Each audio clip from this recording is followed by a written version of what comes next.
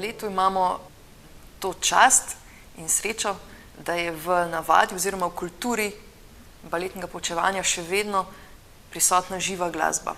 To, kot je bilo včasih, ko še ni bilo možnosti posnete glasbe, je bil vedno pogoj za ples kakršnihkoli oblik, je bila živa glasba. Odkar pa imamo posnetke, je pač hitreje, ceneje, bolj dostopno, da si glasbo kar zavrtimo. Medtem ko pri baletu res vztrajamo na tem, da nas pri pouku spremlja pianist.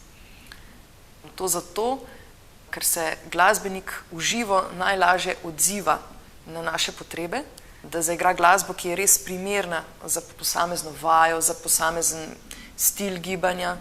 Hkrati lahko pride do komunikacije, se pravi, učitelj lažje izbira, pove svoje želje pianistu, ki bo potem to glasbo zaigra.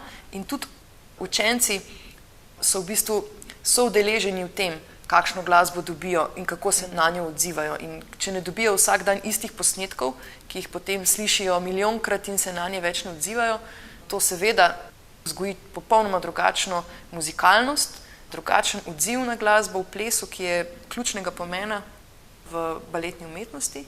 Skozi živo glasbo znaš popolnoma drugače ceniti ali pa vrednotiti glasbo, drugače si izobražen glasbeno, če jo vsakodnevno poslušaš v živo. Je pa to velika sreča in luksus.